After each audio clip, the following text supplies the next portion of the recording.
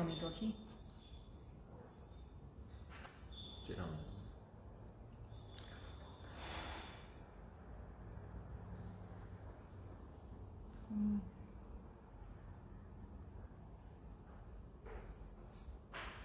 Olá pessoal, tudo bem?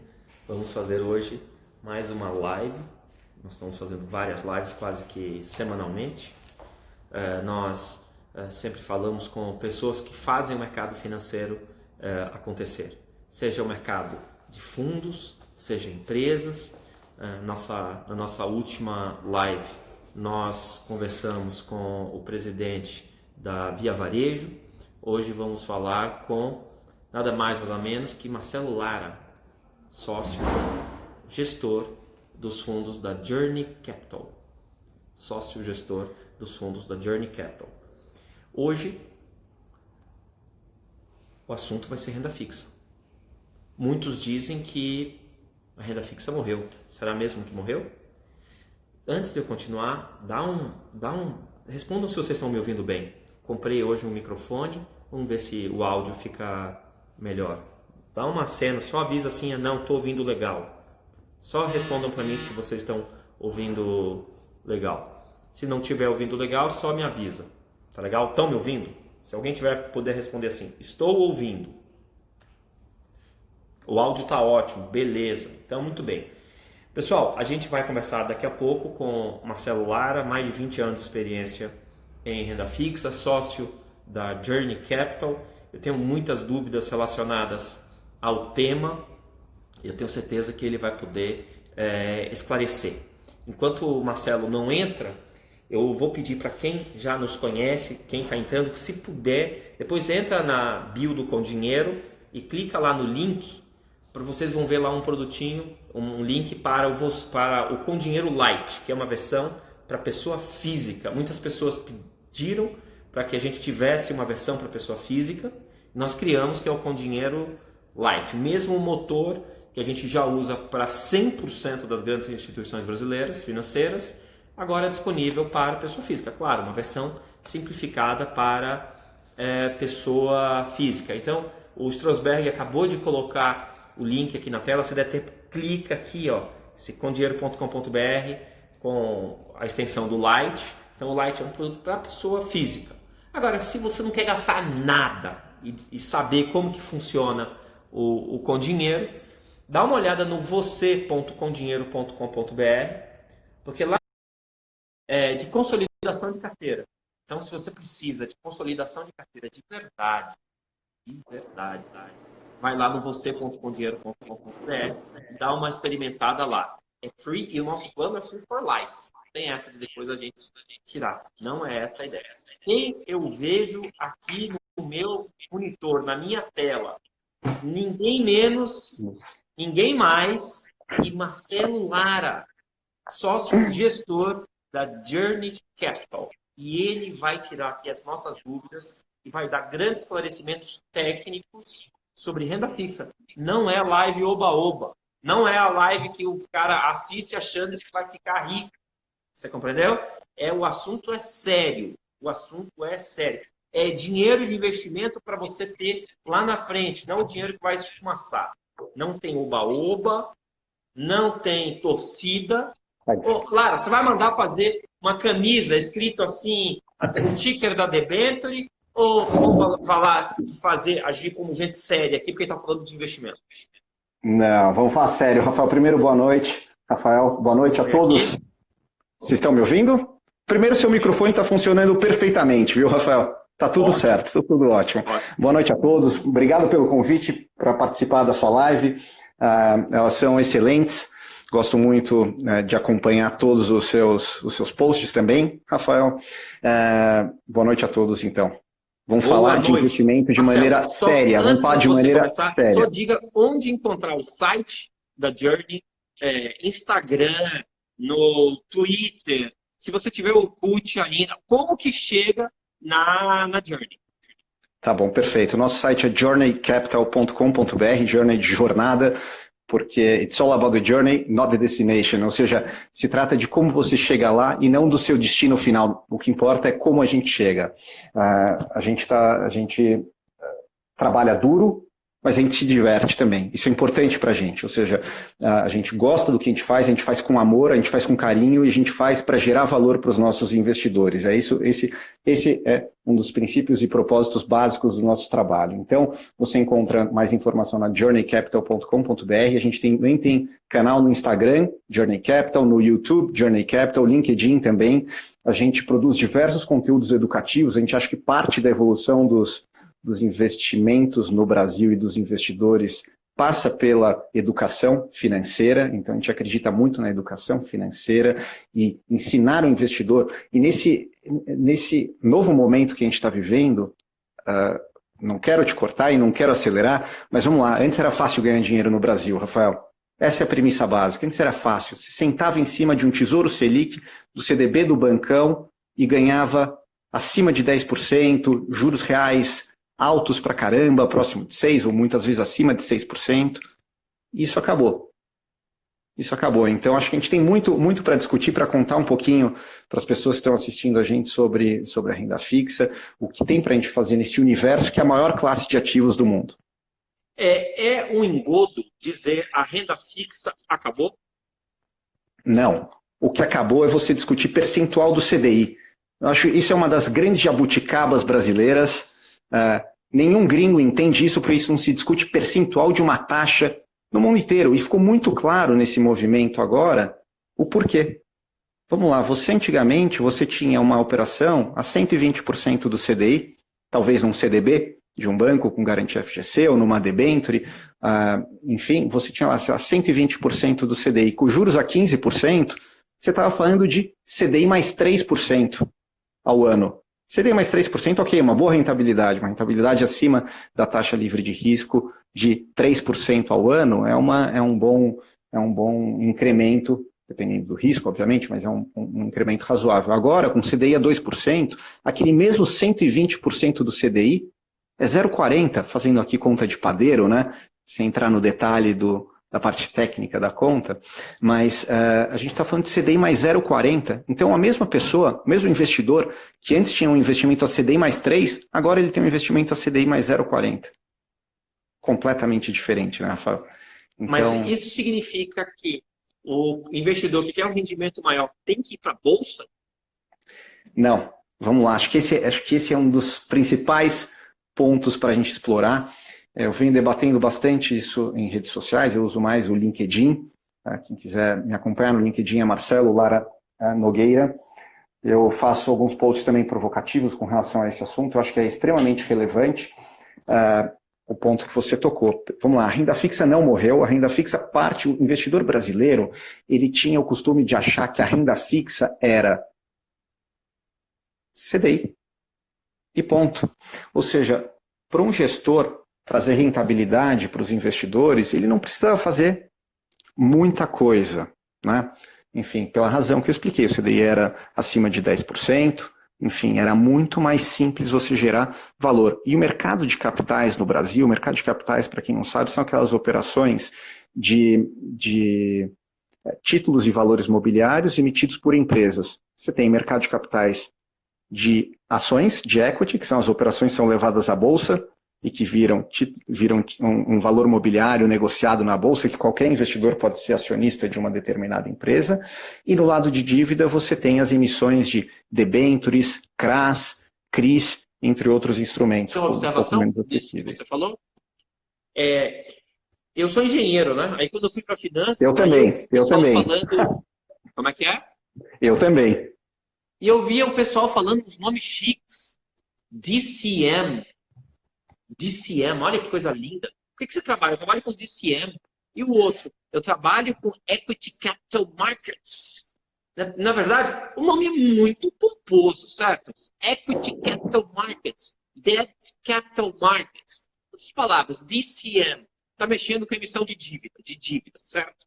Equity Capital Markets, emissão basicamente de ações, né?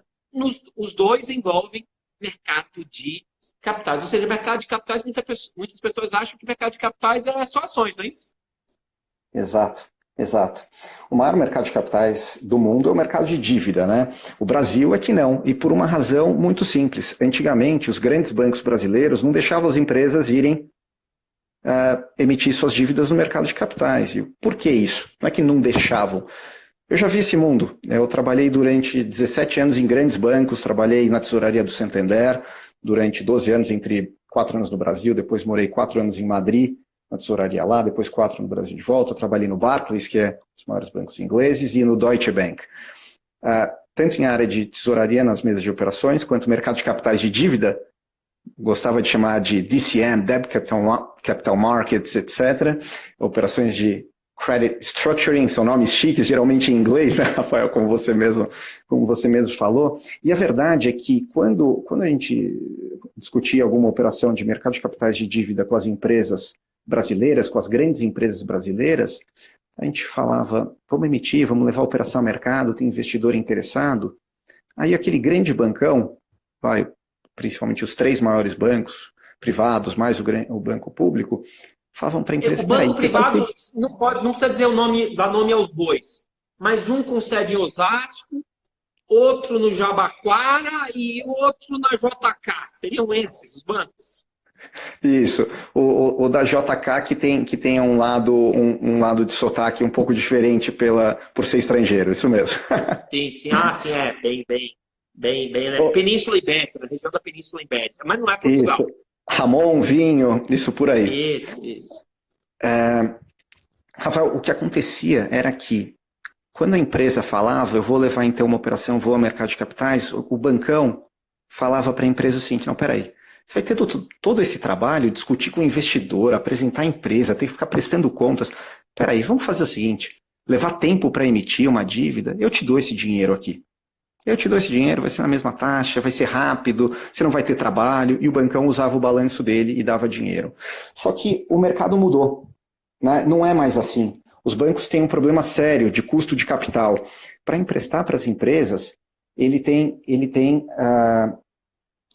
alto custo para remunerar o capital. Então ele precisa colocar um spread muito grande. As empresas não estavam mais dispostas a tomar dinheiro nesse spread, porque os reguladores, depois da crise de 2008, aumentaram muito os hurdles, como a gente chama em inglês, os patamares mínimos para você rentabilizar o capital. Quanto de capital você precisa ter, com Basileia, né? Quanto de capital o banco precisa ter para poder emprestar um determinado montante a uma empresa. E com isso, foi que os bancos brasileiros mais atrasados, porque estavam muito fortalecidos no lado de capital, o movimento no Brasil foi muito mais lento para a criação de mercado de capitais. Mas a partir de 2016, o mercado de capitais no Brasil mudou. Antes eram poucas emissões, todas em percentual do CDI e em prazos muito curtos.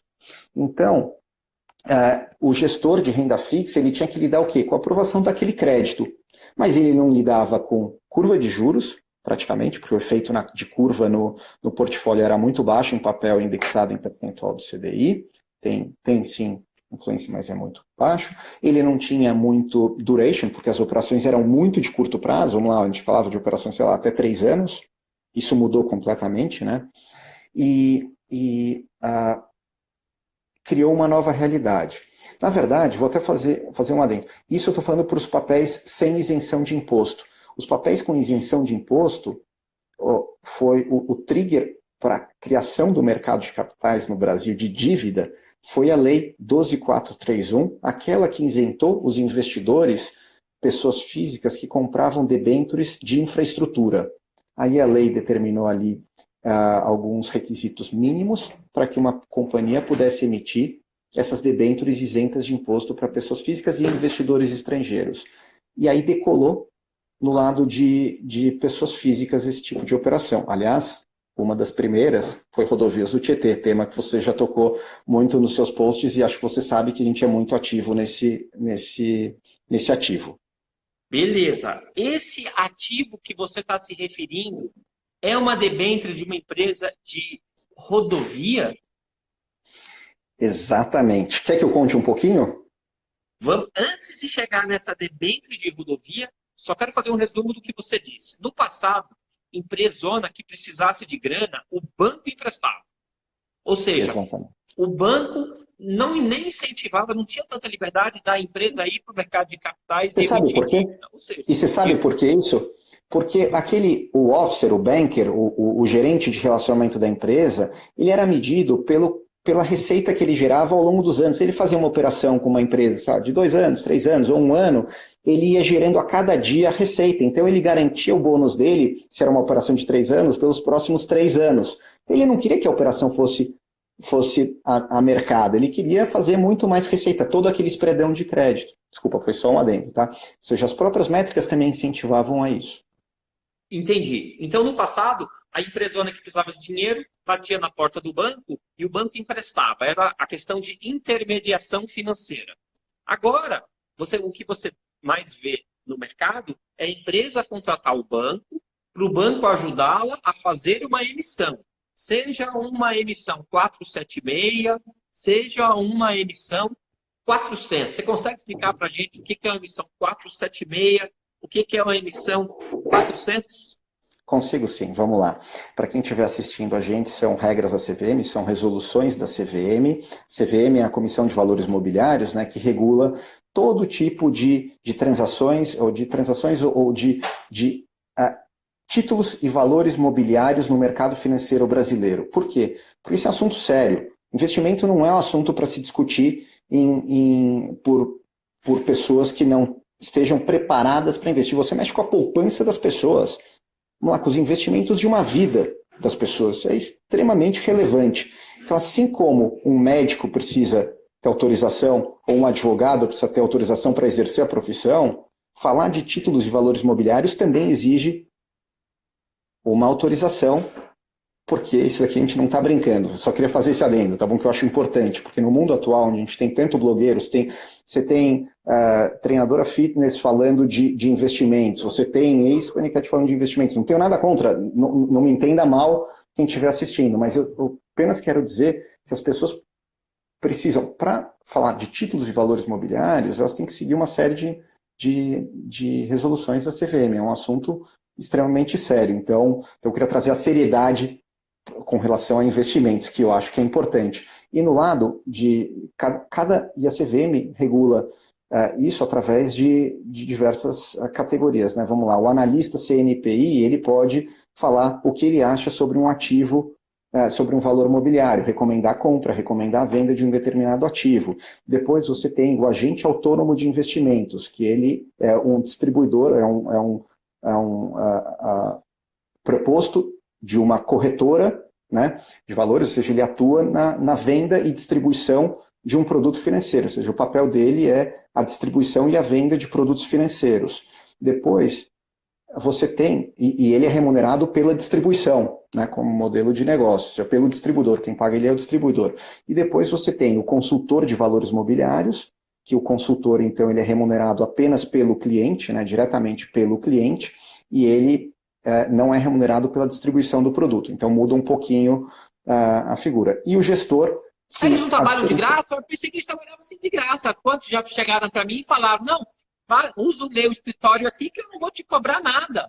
Não é de graça, Marcelo. Ele recebe lá um rebatezinho da distribuição e não cobra isso para mim.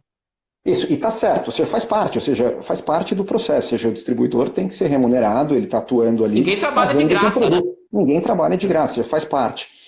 O consultor, ele é remunerado diretamente pelo cliente, contrata a consultoria dele para ajudá-lo na tomada de decisão. E o gestor é contratado pelo cliente, pelo investidor, para que tome as decisões por ele, né? Seja o gestor de uma carteira administrada ou de um fundo de investimento. Ou seja, é a mesma licença, é a mesma responsabilidade. Ninguém tem que trabalhar de graça. Ninguém tem que trabalhar de graça. Tem que cobrar, eu acho que tem que cobrar mesmo. Isso não é brincadeira. A questão é, muitas vezes, você não saber como o cara está ganhando em cima de você. Porque quantas vezes já chegaram para mim e dizer, não, eu te auxilio, mas eu não vou ganhar nada. Assim, pô, não é bem assim. Tem o fee de distribuição que a corretora cobra do fundo. Então, se eu for operar na corretora tal, essa corretora vai estar distribuída, digamos, um fundo de um terceiro. Esse terceiro vai remunerar a corretora como rebate. E o agente autônomo vai receber um pedacinho. Zero de problema. Zero. Contanto que tudo fique às claras, mas zero de problema, não estou fazendo crítica nenhuma. Da mesma maneira que o gerente do banco vai também receber lá, vai receber uma Exato. comissão pelo volume de recursos que o cliente tem no banco ou por determinado produto. Não tem nenhum problema, mas de graça não é. É só esse o ponto. Não é de graça. Só quem trabalha de graça é relógio. É verdade. Eu não vou fugir da sua pergunta e vou voltar ao link dela, né, que foi explicar a resolução 400 da CVM, as ofertas 400 e as ofertas 476, né, qual que é a diferença. Vamos lá, para uma empresa fazer uma oferta para que aquele investidor pequeno, aquele investidor comum, que é chamado de investidor geral, compre uma determinada operação, a CVM exige que o emissor e o distribuidor, coordenador, etc., preparem um prospecto extremamente detalhado da emissão, onde geralmente é um calhamaço de 400 páginas, às vezes exagerando, pode ser mais, pode ser menos que 400, mas um calhamaço onde explica toda a operação, como é a companhia, para que o investidor possa ter informação para ajudar na sua tomada de decisão. Então é extremamente detalhado. E essa oferta 400 geralmente é distribuída no varejo para que qualquer investidor possa comprar. Já uma emissão 400 e requer então um preparo muito maior por parte do emissor, já que ele tem que preparar todo esse material que eu comentei. Do outro lado, uma emissão 476 é uma emissão mais simples, mais rápida, mais ágil, mas a CVM diz o seguinte, você pode colocar esta emissão para o distribuidor, você pode colocar essa emissão apenas a 50 investidores. E um universo ligeiramente maior do que isso pode analisar a operação. Então, 50 compradores ou 50 eu posso mostrar? Compradores, 50 compradores. Então, é uma emissão chamada com esforços restritos. Por ser uma emissão com esforços restritos muito mais ágil, ela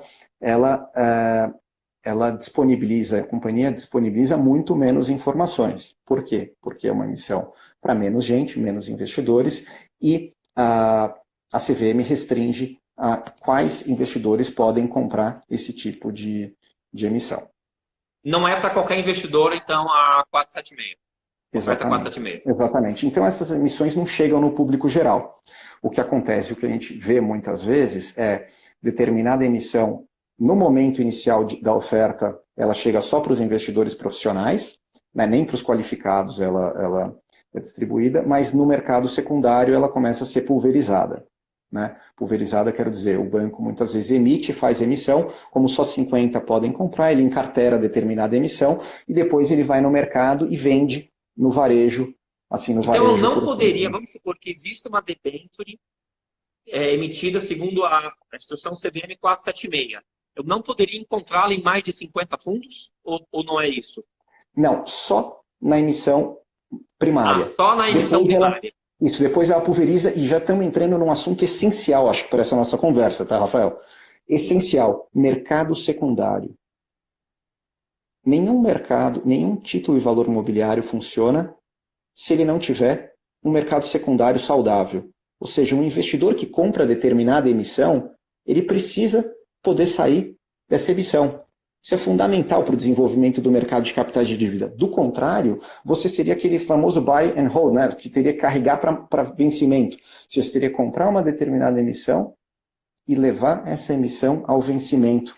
Então, se for uma emissão de 5, 10 anos, ou até 25 anos, você teria que ficar com ela, casado com ela, eventualmente por 25 anos, o que é longe de ser ideal. Então, eu vou chamar a atenção para o mercado secundário, porque lá em 2016, quando eu citei no começo da nossa conversa, né, primeiro eu falei, o mercado de capitais de dívida, na verdade, no Brasil, começou de verdade com a Lei 12.431, a partir das primeiras emissões de 2012 e 2013, que começaram a chegar nas mãos das pessoas físicas, tá? E o mercado secundário existia ali num tamanho ainda pequeno. A partir de 2016, com o custo de capital dos bancos cada vez mais elevado, ou seja, encarteirar determinada operação ficou caro demais, os bancos começaram a levar mais operações a mercado. E o próprio ambiente das plataformas de investimento ajudou também, esse ambiente ajudou a viabilizar o crescimento do mercado secundário. Por quê? Porque os investidores saíram do bancão. Então, eles não estavam mais lá no bancão que só compravam aquele fundo DI do banco com altas taxas de administração, que até tinha um pouco de crédito privado misturado com título público, aquele negócio, e acessaram gestoras independentes que tinham foco em crédito privado. Lembrando que renda fixa é muito distante, crédito privado é uma vertente de renda fixa, tá? Vamos chamar atenção para outros pontos nesse A Journey hoje, bate-papo ela ao longo está dessa mais conversa. encarteirando crédito privado ou crédito soberano, mais qual desses dois tipos de renda fixa?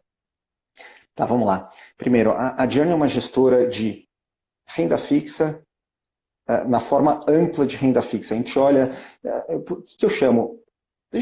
Você sabe melhor do que ninguém como os fundos multimercado ganharam dinheiro nos últimos anos. Foi na renda fixa.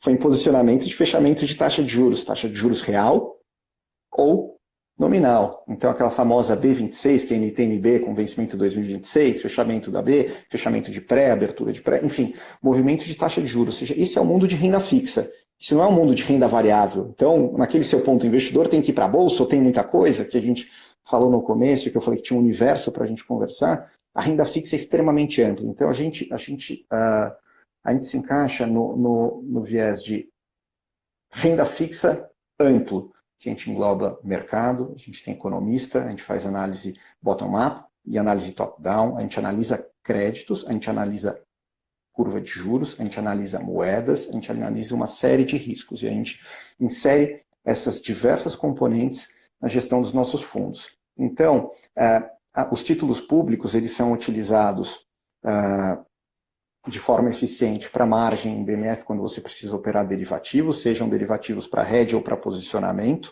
A gente tem uma gestão ativa nos nossos fundos, que eu vou citar um pouco mais ao longo da nossa conversa. Mas crédito privado é uma especialidade muito difícil de você ter se você não tem esses skills prévios. Operar uma mesa de tesouraria,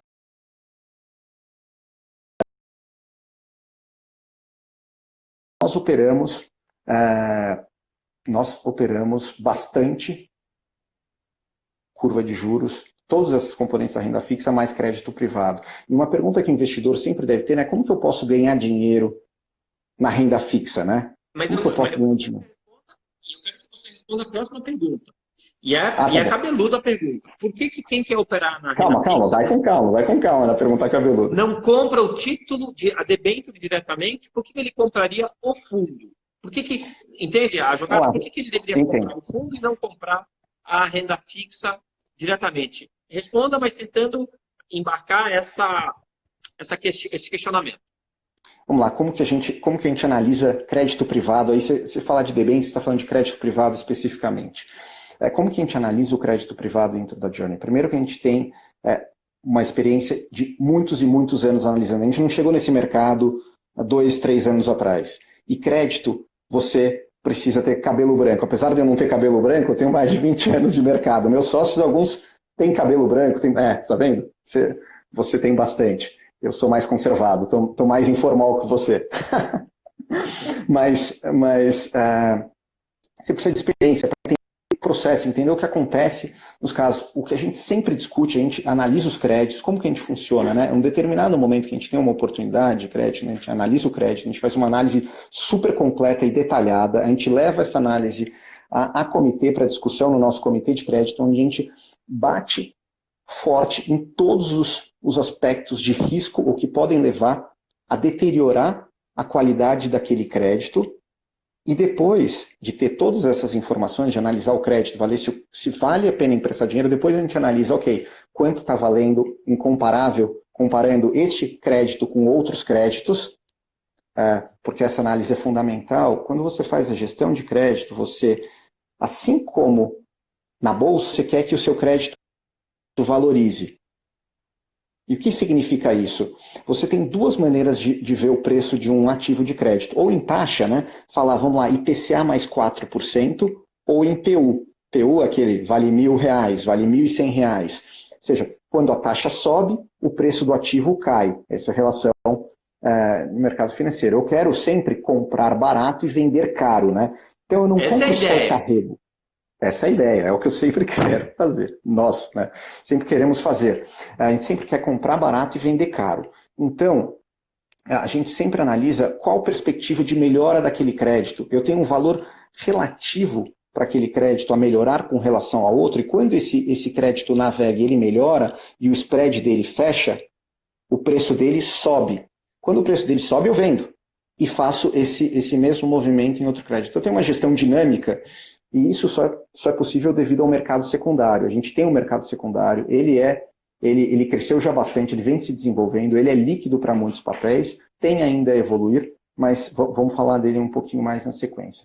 Mas então, esse é um ponto. A gente analisa o crédito de maneira extremamente detalhada, a gente nega diversos créditos na Journey, a gente não acredita naquele spray and pray. Não sei se você já ouviu esse termo em inglês. Spray and pray é assim, eu não posso soltar meu celular, que eu estou segurando o celular contra a mão, senão faria o sentido aqui de rezar. Você diversifica e reza. Não basta diversificar em rezar em crédito, porque se você tem uma perda num crédito, ela é binária, ela pode ser binária, 0 ou 1.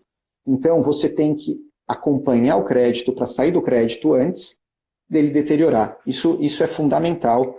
Isso é fundamental para a gestão de crédito. Outro ponto extremamente relevante do porquê investir através de fundo e não diretamente, eu vi isso hoje. Um determinado cliente de carteira administrada tinha um banco grande, um cliente private, vendendo determinada debenture, que a gente estava alocando e a gente pediu cotação nesse banco também.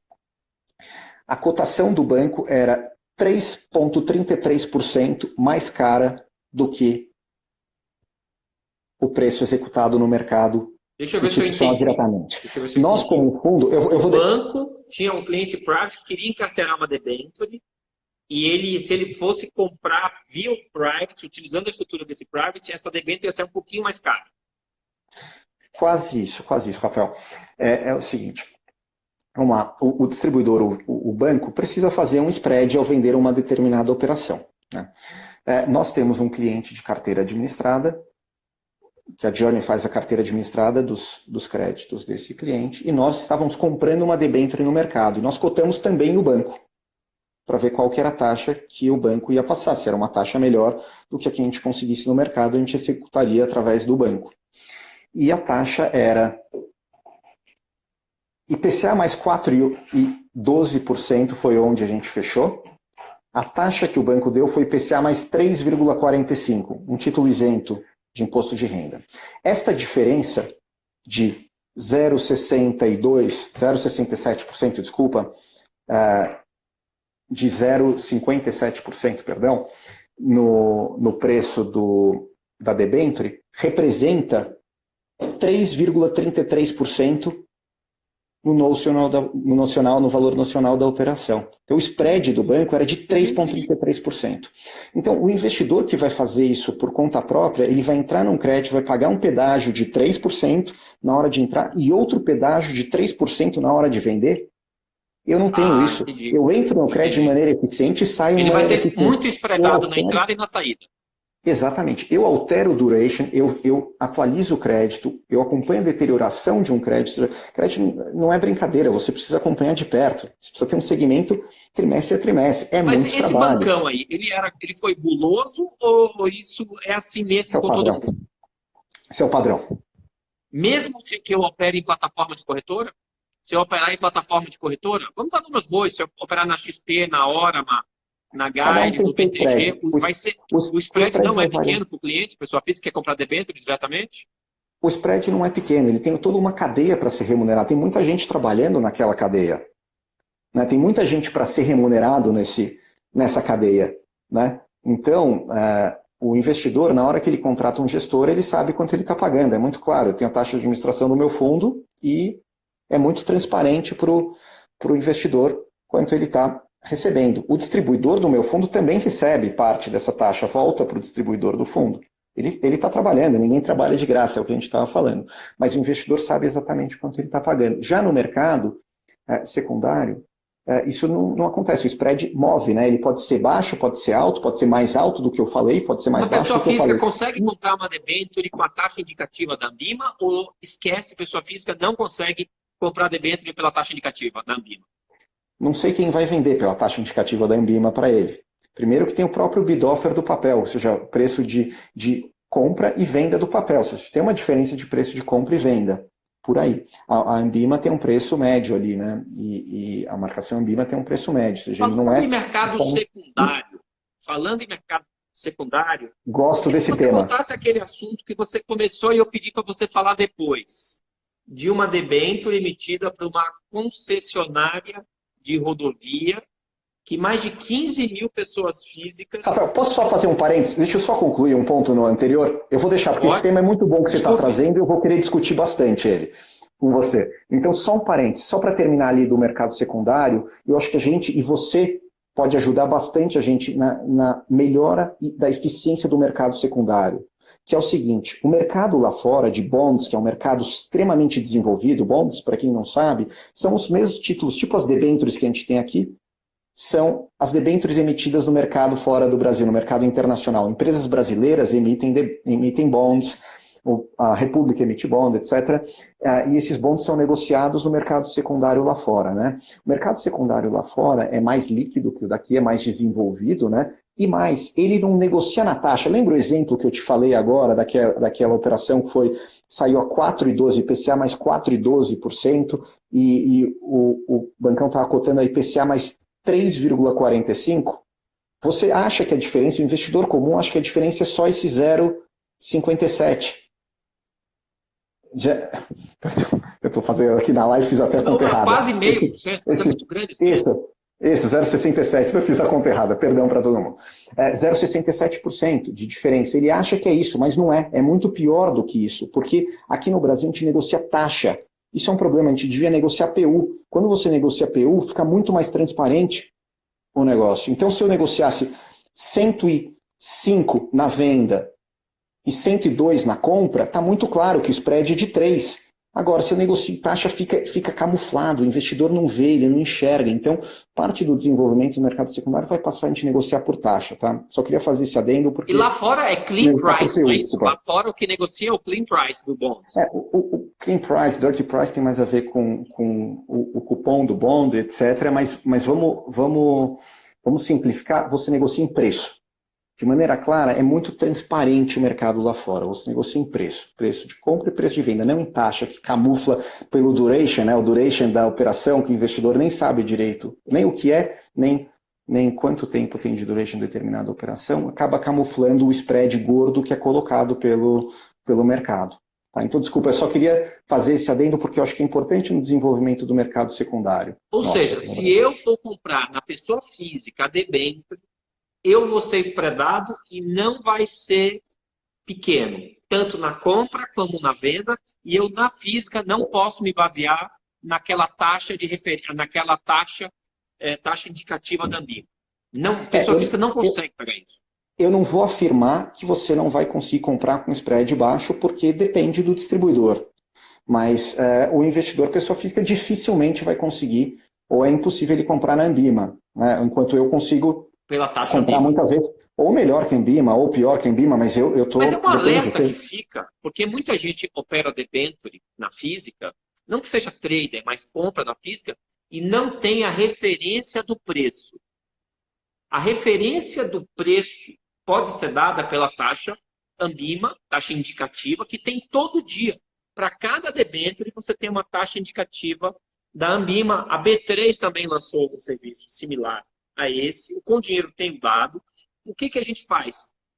Se alguém está te oferecendo uma debênture tal, a IPCA mais 3,2, vê lá se a taxa indicativa é IPCA mais 4,5. Porque se estão te oferecendo a 3,2 e o preço de mercado é 4,5, o spread aí é 1,3, não é baixo. Pô, compra o fundo. Se for tomar um spread violento desse na entrada, eventualmente um spread violento desse na saída, não sei se vale pensar comprando muito caro e vendendo muito barato. O fundo não vai tomar um spread desse. Exato. Acho que o ponto é bem colocado. Então, o desenvolvimento do mercado secundário vai ser fundamental para aumentar a transparência. A transparência ajuda o investidor a investir melhor. Mesmo que ele tenha isso, que o mercado evolua para isso, ainda é muito difícil o investidor, pessoa física, conseguir investir da mesma forma que um fundo. Então, te dei aqui alguns argumentos de que é mais eficiente para o investidor investir via fundo. Outro ponto importante é que a gente tem uma gestão ativa com relação ao duration do fundo, aos papéis que estão no fundo. Então, eu gestiono isso. Se eu tenho um cenário de abertura de taxa de juros, eu encurto o duration do fundo para proteger o fundo com relação a esse movimento de taxa de juros. No movimento de fechamento eu alongo. E eu posso fazer o alongamento ou encurtamento tanto através de papéis diretamente, quanto através de derivativos na BMF, na B3.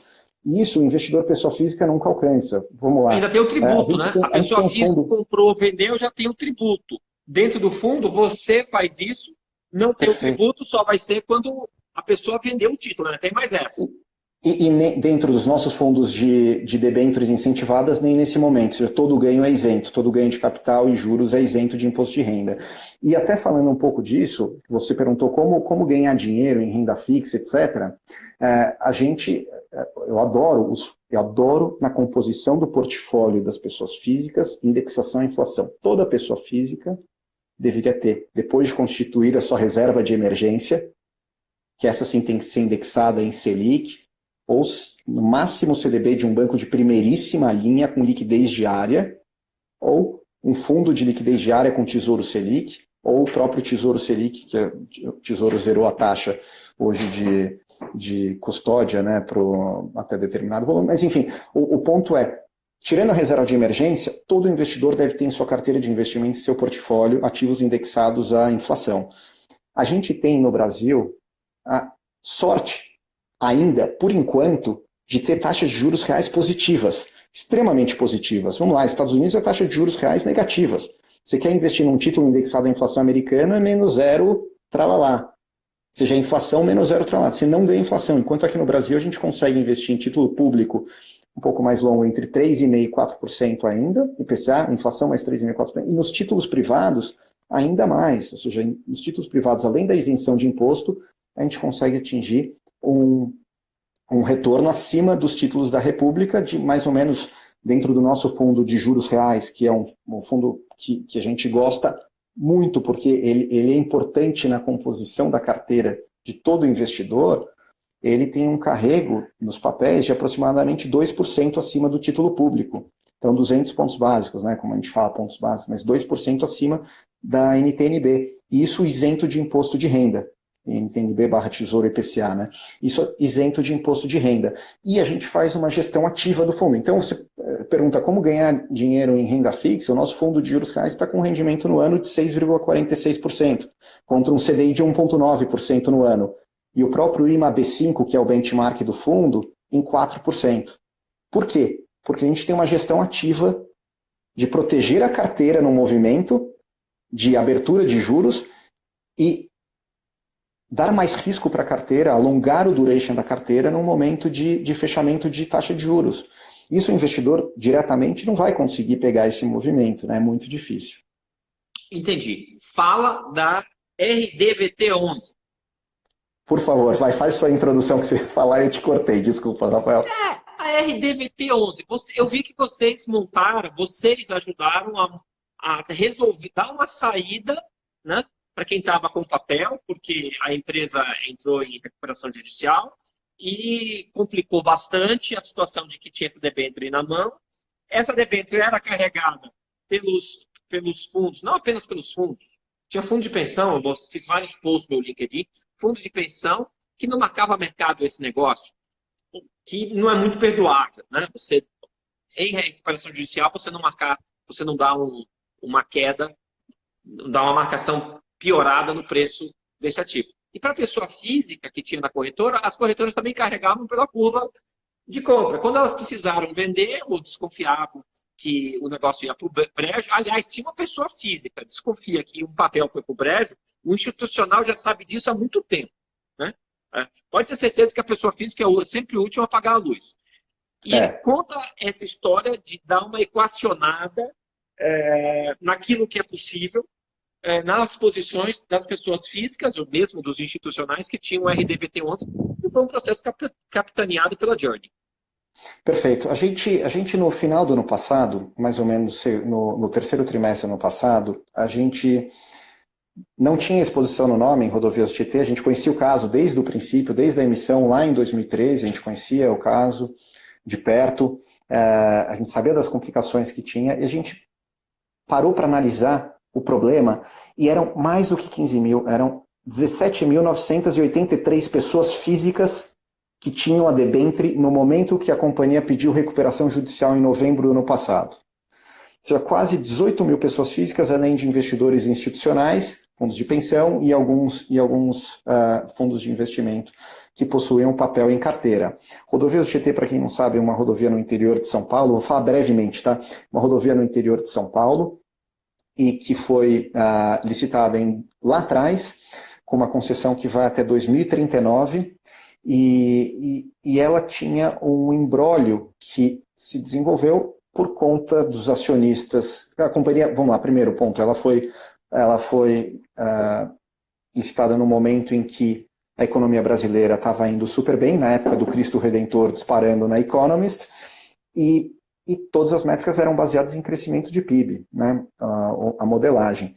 E a verdade é que a companhia não performou da maneira que devia, e por isso a situação financeira da companhia foi piorando ao longo do tempo. E o imbróglio se complicou ainda mais porque era uma debênture que tinha na sua escritura que, para ter alguma determinação ou alguma definição, iria acontecer apenas se 100% dos presentes numa assembleia tivessem de acordo. E o acordo nunca existe quando você tem 18 mil debenturistas.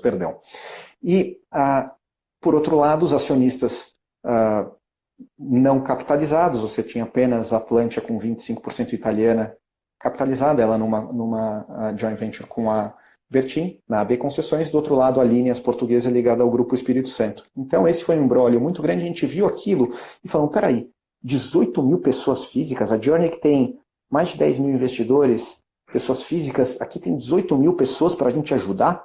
Então a gente falou, aqui a gente tem um alto valor agregado, a gente tem muita experiência em processo de recuperação judicial, em processo de special situations, como a gente chama, né? Situação especial de crédito, coisa que pouquíssimas gestoras no Brasil têm condição de tocar um processo desse. Então a gente pediu uma série de dispensas na CVM para ajudar também o pequeno investidor. A gente não queria só o grande investidor. A gente pediu uma série de dispensas na CVM para que o investidor, pessoa física, pudesse ser cotista de um fundo com ativo único, que isso não é permitido para o investidor geral. Também que o investidor comum, geral, pudesse aportar debêntures em troca de cota de fundo e não mandar uma TED, né? E tudo isso a gente aprovou junto à CVM, e a gente alinhou os interesses do fundo. Ou seja, o fundo não cobra a taxa de administração. A taxa de administração dele é de 0,10% apenas para pagar o administrador fiduciário, que no caso é o Santander S3, é o nosso administrador fiduciário. A Journey recebe apenas na performance então, do fundo. Deu certo. Ou seja, vocês conseguiram isso. Vocês conseguiram viabilizar. Nós viabilizamos o fundo, fizemos uma parceria com a Vitrio, que é cogestora do fundo, eles são responsáveis pela distribuição do fundo e pela gestão do caixa do fundo. Com isso, a gente viabilizou o fundo. Hoje nós somos os maiores credores da Rodovias do Tietê, então nós estamos na ponta e liderando o processo da recuperação judicial. Quantos cotistas, não sei se você pode revelar essa informação, quantos debenturistas aderiram a isso? Isso está público na CVM, 700 debenturistas. 700 debenturistas. Você acha que esse número vai aumentar ou você acha que o pessoal não vai aderir mais? Não, esse número já aumentou, ele vem aumentando. O fundo também é distribuído em algumas corretoras, como Ativa, Necton, entre outras corretoras, distribuem o nosso fundo. E esse número vem aumentando a cada dia. Ele aumenta não numa alta velocidade, a informação precisa chegar ao investidor final, né? Mas o processo ele está se desenrolando de maneira bastante ativa nas últimas semanas. Então, o fundo ele ainda está aberto, mas ele não deve ficar aberto por muito tempo. A gente não tem data de fechamento. Mas, a partir do momento que nós tenhamos que tomar qualquer decisão no fundo que seja do interesse dos cotistas, que seja não necessariamente alinhado ao interesse dos demais debenturistas, a gente vai fechar o fundo para novos aportes. Agora é o seguinte, e vamos supor que quem está nos ouvindo tem a rodovia da Tietê. Ainda ele pode transformar isso em cota do fundo ou não dá mais tempo? Não, ele pode sim. No nosso site tem todas as informações de como aderir ao fundo, no site da Vitrio também, ou através de um dos distribuidores que estão distribuindo o nosso fundo Journey Capital. Ou seja, ele aporta, não é com dinheiro, ele aporta com as debêntures que ele tem. Isso é uma inovação total. Pô, Rafael, imagina o seguinte, 18 mil pessoas compraram e tem um problema. A partir do momento, vamos lá, o que aconteceu? Quando a companhia pediu recuperação judicial, a B3 tirou o papel de negociação, porque foi declarado vencimento antecipado. A gente bateu na B3, com a B3 não tem por que vocês tirarem o papel, o investidor ficar refém, ia ficar travado lá e não ia poder vender no mercado secundário o ativo. Conversamos com a B3 falou, não, realmente não tem nenhum impeditivo legal da gente voltar. Voltaram o papel da negociação no mercado secundário. A gente teve diversas inovações nesse processo e é natural, num ambiente de mercado de capitais, situações semelhantes à de rodovias do Tietê vai acontecer no futuro. A gente quer ajudar os investidores, tanto o investidor pessoa física, fundos de pensão, investidores institucionais, a lidar com essa situação. Existem, então, hoje cerca de 17 mil debenturistas da RDVT, pessoa física, que poderiam usar esse instrumento de converter as debêntures dela em cotas do fundo e fala para ela o que ela tem a perder fazendo isso. Porque eu não sei se você viu uns posts que eu fiz sobre fundo, aquele 15... Como é que é? Aqueles fundos lá da década de 68 até 81, né? Aqueles que o banco tem o dinheiro, não sabe quem é o cotista.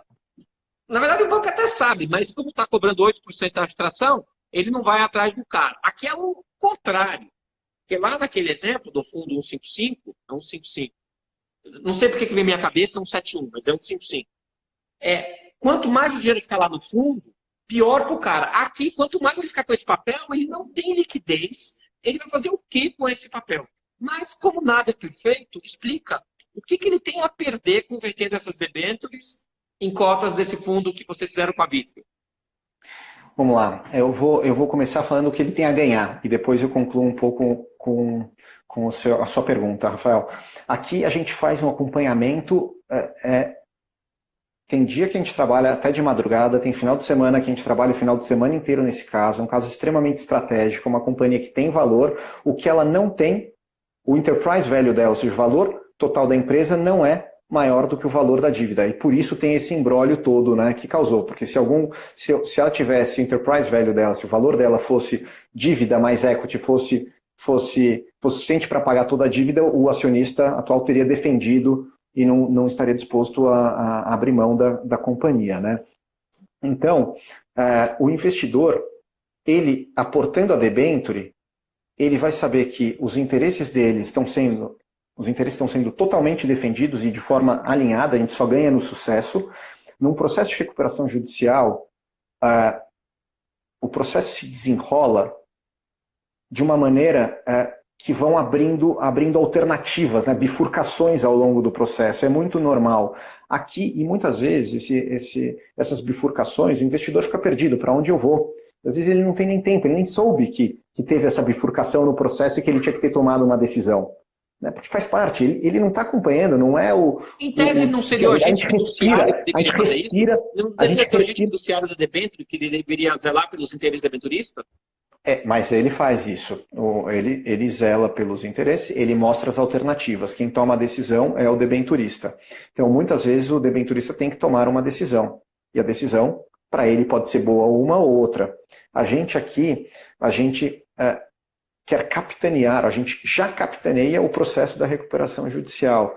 E aqui a gente respira os nossos fundos dia e noite. A gente é 100% dedicado a isso. Então, num processo de recuperação judicial, ou num processo desses, você tem que estar em cima dia e noite do processo para tomar as melhores decisões. E você construir, inclusive, os caminhos. A gente, liderando o processo, a gente constrói o caminho da saída de rodovias do Tietê. Então, é muito normal no processo você ter diversas alternativas e dividir em classes de credores diferentes, Rafael. Então, o investidor que não aportar no fundo pode ser que ele se perca nesse caminho e que o processo se divida em diferentes classes de credores e ele acabe caindo em uma classe que seja ou que não favoreça a melhor recuperação dos recursos da dívida, etc. Então, é normal, em todos os processos de recuperação judicial que a gente participou, aconteceu isso. Em OGX, Aracruz, N processo, Oi, durante o processo de judicial da Oi acontece isso. E você tem que se defender seus interesses de diversos fundos chamados abutres, né, que vão lá para justamente tirar proveito dos investidores menos avisados. Né? Isso acontece lá fora, é muito normal lá fora, é normal no Brasil isso acontecer, e a gente sabe discutir de igual para igual. Né? É muito diferente ter a gente na frente do processo do que uma pessoa física. Poxa, ela tem a vida dela para cuidar, né? E a gente tem... você não confia quando você vai fazer uma operação do seu coração, você não tenta se operar, né? Você contrata um médico, um bom médico para isso, um médico que saiba disso, um cardiologista, inclusive, que seja especialista em fazer a operação que você precisa. Nós somos especialistas nisso, então, para defender os interesses dos nossos investidores, nada melhor do que você ter uma equipe extremamente competente, capacitada e que saiba fazer isso. Isso a gente faz sempre, a gente faz faz 20, 30 anos isso. Você não vai ser o primeiro, enquanto o investidor está lá meio perdido, né? Eu tenho uma dúvida, saindo um pouco de RDVT11. Você acredita em fechamento de curva das NTNBs? Logo, seria uma oportunidade de compra as NTNBs mais longas ou de prazo médio, 30 a uma 35, por exemplo? A gente acredita sim, a gente tem visão como caso assim, de fechamento de juros, que tem ainda oportunidade, tem ainda gordura para fechar nas NTNBs mais longas. Eu diria duas coisas, e vou voltar para um ponto inicial seu, Rafael, se você me permite. Você falou, o investidor tem que ir direto para a Bolsa? Poxa vida, investimento em renda fixa, ou investimento não é CDI com vol zero em título público, Tesouro Selic, que é vol zero, tende a zero, ou vol de quase 60% da Bolsa atual. Não é isso, tem muita coisa de risco no meio, né? Tem um universo de risco no meio para compor. Eu não estou dizendo que o investidor não tem que estar na Bolsa. O investidor, se ele tiver a capacidade para assumir este risco bolsa, a capacidade financeira no seu portfólio bem estudado de investimento, ele tem que ter uma parcela de bolsa sim. Mas tem um universo muito grande para ser explorado na renda fixa e para ele ganhar dinheiro, né? E eu dei aqui alguns exemplos. Então, muita coisa se discute hoje em dia. A gente até fez, um dos meus sócios, o Ricardo Bicudo, fez um vídeo explicando o TINA e o FOMO, né? Para quem está assistindo a gente que não ouviu falar nesses dias no TINA é there's no alternative, ou seja, não tem alternativa. E o FOMO é Fear of Missing Out, ou seja, o medo de perder esse rally, de perder essa oportunidade. E são dois termos que estão movendo o mercado, porque a gente viu um descolamento muito grande entre economia real e os mercados financeiros, né, nesse momento de Covid. A economia real está struggling, o Covid está aí, o número do Brasil está sendo recorde ainda, a gente ainda tem um desafio, o payroll americano saiu, vamos lá, foi negativo hoje, mais de 1.400.000 pessoas de novo. Tem muita incerteza com relação à economia, mas a injeção de liquidez nos mercados fez com que os mercados estejam movendo por uma liquidez muito farta, né? E um descolamento entre os ativos financeiros da economia real. A gente tem isso muito. Então, o TINA e o FOMO, que estão movendo os mercados recentemente, o investidor tem que tomar bastante cuidado, ele tem que pensar muito bem. A Bolsa andou para 105 mil pontos essa semana, voltou hoje um pouco, mas a gente já tem Bolsa 105 mil pontos. E o crédito privado? Não. Então, é uma excelente oportunidade. Você tem um carrego de crédito privado, de um fundo isento de imposto, de 200 pontos básicos, de 2% sobre Selic, o que isso no ano passado era muito mais apertado. A gente não está no nível pré-Covid, né? Estamos ainda distante do nível pré-Covid. E nos demais fundos de crédito também. Os spreads aumentaram bastante, o mercado está muito saudável.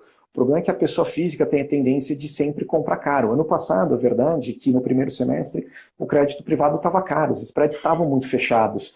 E não dá para colocar a culpa do mercado. O mercado, quando o mercado tem comprador, quando o investidor aporta num fundo, o gestor é obrigado a comprar, é um fundo long, né? Um fundo comprado em crédito. Então o gestor compra crédito. Os bancões compraram os créditos filé mignon dos fundos de crédito que tiveram que se desfazer. Se o banco não tem aquele ditado que se o banqueiro se jogar do 20º andar, você se joga junto, ele está se matando, ele vai ganhar dinheiro. E os bancões compraram crédito privado.